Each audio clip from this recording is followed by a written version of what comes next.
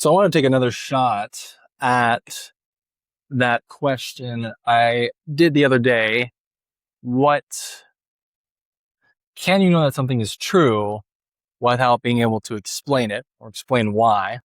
I don't want to take another shot because I think the first time I kind of just missed maybe the actual purpose of that question. I got into this conversation around justified true belief and what counts as knowledge. And I got into public and private knowledge. And I'm not really sure that wasn't the spirit of the question. I think the more I reflected on it, the more I came to realize that what seems to be the spirit of the question is something like, does instinct count as knowledge, right? Somebody who has a lifetime of experience doing something, but like technically, I guess you could say, but not maybe a lot of, I don't know, explicit knowledge about what's going on. Do they have a kind of knowledge? Like I almost want to think of, farmers before the invention of agricultural science, before science itself. Didn't they have a kind of knowledge, even though it wasn't scientific?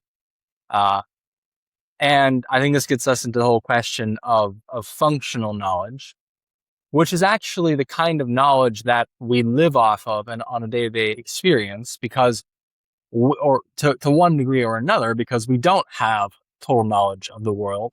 We don't have every explicit detail, every explicit causal mechanism that goes into everything that we're doing. We have to rely kind of on these shorthands, on pattern recognition, on, I guess, individual moments of experience or testimony or anecdote, right? Or tradition. And the thing about maybe tradition, so maybe you're a farmer and you've got a traditional way of going about growing your crops, maybe tied to some religious tradition. What you do is you don't farm the same field every day, but you give up the farm. You give up farming 1 year out of 5 in order to please God, right? And you do this just out of tradition. You do this just because this is what your father did and his grandfather did, and on and on. You don't do it because you understand that allowing the field to rest helps to keep the crops going, or helps the soil recover so that you can continue to get a similar yield over time.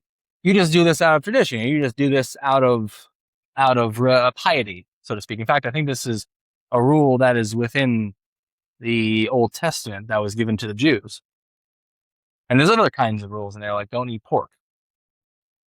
And today, from the scientific perspective, we can kind of look at those rules and say, oh, well, these rules seem to serve a kind of purpose that help these people to stay alive, right? Either help them with the crop rotation, help them not get disease, or whatever. You have another example would be like maybe you have a doctor who has been practicing surgery their whole life, and they've studied and studied, and they're into surgery and something goes wrong.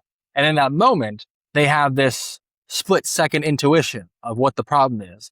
And it's not like they know it for sure, they know it explicitly. It's just this instinct that has grown out of being a doctor, and they find the problem and solve it. Or a baseball player who makes the right move because they've played years and years, and they just sort of know on an intuitive level or a functional level what needs to be done. Many of us, I'm driving a car right now. I have no idea how the car actually works mechanically or from a physics level. This car has broken down before, and I don't know. I haven't known how to fix it. I know how to drive it, right? I know about the car what I need to know about the car in order for it to work. It's kind of the same relationship that we have with ourselves. I know what I need to know about myself in order to act for the sake of what I value. And so there's all kinds of knowledge that can't be rationally explained. And to that extent, it's this kind of pragmatic knowledge. It is functional knowledge. It is a question of to what degree is this useful to me to know further. Now, we used to be limited in our ability to gain explicit knowledge of the world before the development of the scientific method, before more rigorous logic. And so we had to rely on on these different forms of knowledge, this traditional knowledge or intuitive knowledge, mostly because we didn't have another option, right? That was what was available to us until we developed these further kinds of explicit forms of knowledge. And so if you ask me, is it possible to know something without being able to explain why? You'd have to say absolutely, because for thousands of years, people were able to operate on a non-explicit version of knowledge and were able to at least survive, at least able to get along in the world, to accumulate not enough resources so that somebody could develop more explicit forms of knowledge.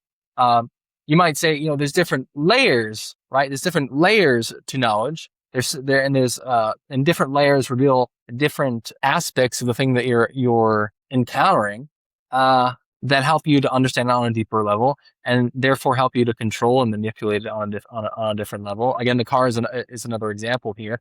I know it on a very pragmatic, functional level. I know that I press the gas pedal, car goes forward, I turn the wheel, car turns. I know how to drive the car, but I don't know how the car works. I don't know what the physics are involved in making an engine. I know nothing about the combustion. I know nothing about that. And in fact, I don't need to know anything about that until the car breaks down and I can't find anybody else who fix it. Then I have to try and use my reason, use my deductive skills, use my inductive reasoning to kind of figure out, okay, how do I fix the car? So the genuine driver in human life towards more deeper explicit forms of knowledge is the fact that something is broken or doesn't work or is causing us pain and suffering. And again, in history, there was a limit to that until we developed more explicit forms of knowledge. In fact, the development of more explicit forms of knowledge like science and logic came about because people were coming up against that limit to solve the problems, and they said, we need new tools, we need new thinking tools to solve these kinds of problems that we're figuring out. I mean, this is another example of how meaning precedes knowledge, purpose precedes knowledge, who you are precedes knowledge, what you value precedes knowledge, and how all of that, the values and the purpose and the meaning, actually determines and defines how you seek after knowledge and what knowledge you seek. The fact that we don't seek knowledge indiscriminately, but we seek knowledge based on what we value and what we want out of things. And in that way, we seek knowledge at multiple different kinds of levels. I don't need to understand how the car works, because if the car breaks down, I can get it brought somewhere else and somebody who does know how to fix it will fix it, right? Now, philosophical knowledge is generally explicit knowledge. It's, again, molded like any other kind of knowledge by values. So in my own philosophical method, I don't try to investigate, any kind of topic related to that philosophy could investigate. I investigate based on what my interests are, and I start with the center of interest, and I expand out as deep as I sort of deem necessary. And that is necessarily a value-laden process, a pragmatically laden process that sort of contours or contains the entire investigation. But within that, the knowledge that I'm aiming for here is explicit knowledge, or at least conceptually explicit knowledge, as far as is useful. And it's a perfectly valid form of knowledge, and instinctual knowledge is valid insofar as it works, and functional knowledge is valid insofar as it actually functions. And so there really is a layer of pragmatic evaluation to knowledge. But both pragmatic and explicit knowledge both relate to the truth, right? Explicit knowledge is just the detailed truth. The pragmatic knowledge is it's true enough to work, right? And so they're both related to truth. They're both related to what is the case, meaning what is the case of what will actually work here. and achieve such a value. And there's just what is the case about given object or given phenomena and its details as far as we can explore it. So these are both valid forms of truth related to that central idea of what is the case. So yeah, I just wanted to give this a second shot because I feel like I kind of missed the point perhaps of the first question, and I just wanted to give it another go. So we're going to end it here.